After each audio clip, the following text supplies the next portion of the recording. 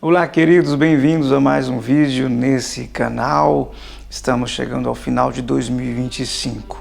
Este ano foi marcado por grandes notícias, grandes repercussões na mídia, e uma delas me chamou muita atenção: a perseguição aos cristãos na Nigéria. E não só na Nigéria, na China, na Coreia do Norte e em vários lugares do mundo, a perseguição cristã tem aumentado e tem crescido muito, inclusive no Ocidente, na Europa. E é sobre isso que quero falar com vocês nesse vídeo, sobre a perseguição cristã. Estamos na semana de Advento natalino e a igreja fala muito, nós falamos muito do nascimento do Senhor Jesus. Isso é muito bom, falamos muito daquilo que verdadeiramente é a essência do Natal, que é Cristo. Mas não podemos ignorar que nesses dias muitos cristãos estão sendo perseguidos. A Bíblia já nos alerta que nos últimos dias aqueles que seguem a Cristo enfrentariam oposições, rejeições e seriam perseguidos. Jesus deixa claro ao dizer aos seus discípulos que eles seriam odiados por causa do seu nome. Porém, ele nos deixa também o encorajamento, pois ele venceu o mundo, nós venceremos também. A perseguição a crentes não é uma anomalia, até porque em toda a história da igreja nós vamos encontrar registros de perseguições aos filhos de Deus, de perseguições à igreja de Cristo. Logo, a perseguição é uma consequência direta da nova identidade que temos em Cristo Jesus, como cidadãos dos céus, vivendo em um mundo caído. Um dos livros que comprei quando ainda era muito jovem, que mais impactou a minha vida, foi o livro chamado Jesus Freak, escrito por D.C. Talk, The Voice of Martyrs. É um livro que narra centenas de histórias de irmãos que foram perseguidos, que foram torturados e até mesmo assassinados por amor a Cristo. Li outro grande clássico de John Foxe, O Livro dos Mártires, que expõe as perseguições, torturas e mortes dos primeiros cristãos. A pergunta que sempre me surgia quando eu lia estas histórias era: como eles suportaram? Como eles conseguiram suportar tremenda perseguição, tremenda tortura?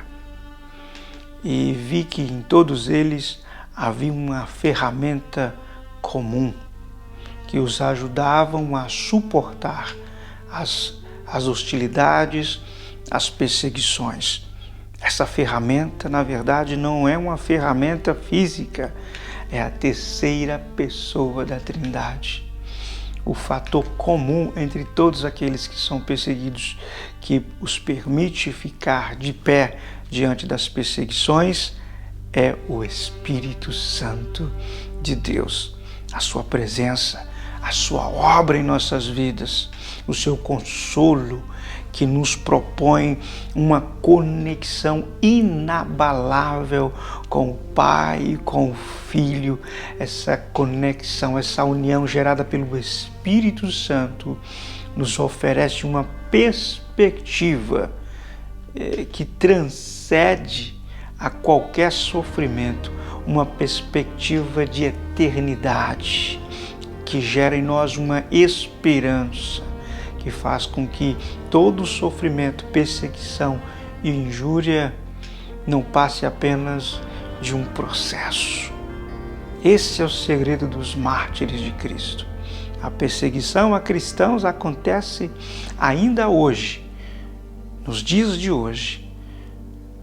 Desde a violência física, a gente escuta de filhos de crentes que sofrem exclusão social na escola, o assédio, os haters, na internet, nas redes sociais.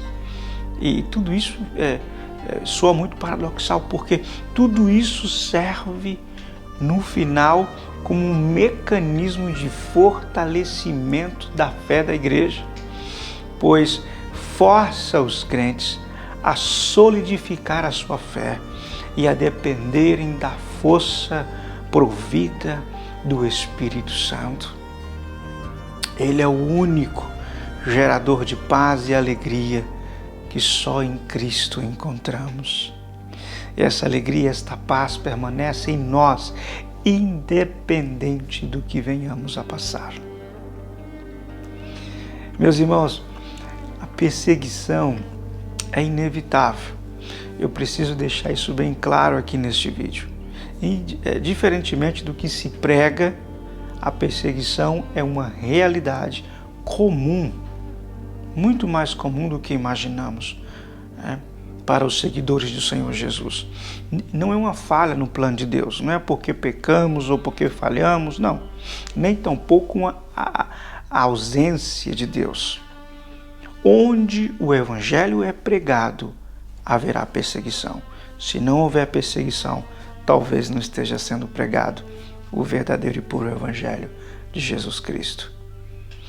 Logo, é natural que venhamos a estar tristes ao ver tanto sofrimento dos nossos irmãos ao redor do mundo. Quem não ficou triste ao ver as cenas na Nigéria, ao ver pastores sendo presos na China? E o sentimento que nos gera, que vem ao nosso coração é: isso não deveria ser assim, alguém precisa fazer alguma coisa. Irmãos, o Senhor Jesus deixou bem claro aos seus discípulos lá em João 13, de que o mundo os odiará. Ele estabelece essas palavras já como um padrão para nós. Em João 17, o Senhor Jesus, orando sobre seus discípulos, disse ao Pai: eu lhes dei a tua palavra e o mundo os odeia. Qualquer hostilidade que nós venhamos a passar não é acidental, não é por acaso, mas é uma reação previsível. É algo que precisa, é algo que não podemos evitar. As nossas experiências se convertem no reflexo do nosso Senhor.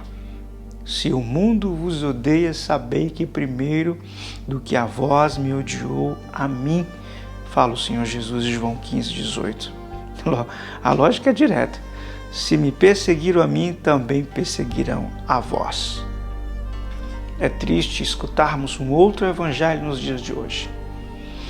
A ideia de vida cristã, essa ideia da vida cristã que deve ser livre de dificuldades, sem perseguição, sem injúria, sem tortura, não é visto em nenhum lugar no Novo Testamento. Não estou falando que devemos buscar viver essas perseguições, mas nós não podemos escapar destas perseguições. Em Atos 14, 22 está bem claro que por muitas tribulações nos importa entrar no reino de Deus. Essas perseguições, elas são apresentadas na Bíblia como um fator comum, natural da igreja. A ausência total de perseguição deveria ser mais questionada e preocupante do que a sua presença. Deveria ser mais preocupante. Logo, pastor, mas por que somos perseguidos? Por que esse conflito entre os crentes, ou contra os crentes, melhor dizendo? A causa fundamental para os conflitos entre o mundo e a igreja reside basicamente em nossa nova identidade. Ela é dupla. Como assim dupla, pastor? Sim, nós nascemos de novo, gerados pelo Espírito Santo, por meio da fé em Cristo Jesus, e nós entramos, por meio desse nascimento, em uma linha simultânea de tempo. Ainda estamos fisicamente na Terra, mas já não pertencemos a este mundo. Estamos no mundo, mas não somos do mundo. Embora sejamos cidadãos da Terra, nos tornamos também cidadãos do céu. Essa é a origem do conflito. É essa dupla identidade que gera o atrito. O mundo em sua essência sempre rejeita e odeia o que não lhe pertence. Como os crentes não são do mundo, assim como Jesus não foi do mundo, eles se tornam alvo do mesmo ódio direcionado a Cristo. Uma das perguntas mais comuns, caso você seja pastor, certamente já te perguntaram: pastor, é normal isso? Antes de me converter, as coisas no mundo me iam muito bem. Agora que aceitei a Cristo, tudo parece estar ficando mais difícil. Isso é normal? Irmãos, o mundo rejeita o sagrado. O mundo odeia Cristo. Basicamente, o mundo nos odeia não por quem nós somos, mas por quem nós carregamos dentro de nós, por causa do Espírito Santo, que por sua vez ele é o mecanismo de sobrevivência, de estabilidade do crente nesse mundo tenebroso. A perseguição é um agente de fortalecimento da nossa fé. Longe de ser algo destrutivo, a pressão e a perseguição têm um efeito paradoxal de fortalecer a fé da igreja. Eu me lembro da história contada por uma filha de um pastor do Irã, que ela dizia que a perseguição à igreja no Irã estava formando uma das igrejas mais fortes da Pérsia ou do Irã. Então a perseguição força os crentes a examinarem as suas convicções e terem certeza sobre a sua vida com Cristo. Onde há grande perseguição, a igreja está crescendo de forma poderosa, com uma força interior, com um poder, com um despertar tremendo. À medida em que o Ocidente blasfema e profana a palavra de Deus, grupos anticristo crescem e perseguem os cristãos dentro de suas fronteiras.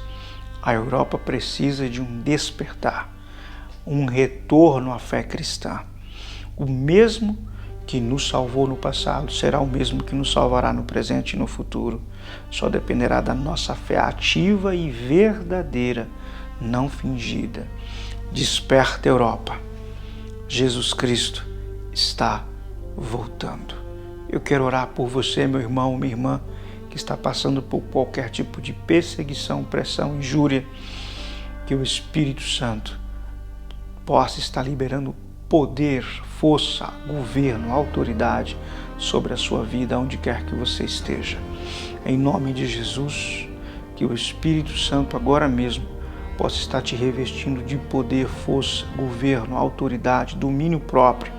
Pai, te peço em nome de Jesus, forneça, Senhor, as ferramentas necessárias, os meios para que este irmão e esta irmã possa sair adiante. Em nome de Jesus, Senhor, eu te peço em teu nome que possa haver paz, força, que possa haver, meu Deus, esperança. Em o nome de Jesus, neste Natal, o maior presente, Senhor, que o Senhor pode dar à tua igreja, neste Natal, é a certeza de vida eterna, é intimidade contigo, esperança. Pai, te peço em nome de Jesus, que o Senhor possa reacender a chama do teu evangelho nesse Natal sobre a tua igreja, que possa haver um despertar sobre a Europa, um despertar no Ocidente, para um retorno à tua presença de forma rápida, em o nome de Jesus. Porque uma coisa é certa, perseguições houveram, há perseguições e perseguições acontecerão. Fortaleça o teu povo, Senhor. Dê-lhes coragem, autoridade, governo e domínio, em nome de Jesus. Amém e amém. Que Deus te abençoe.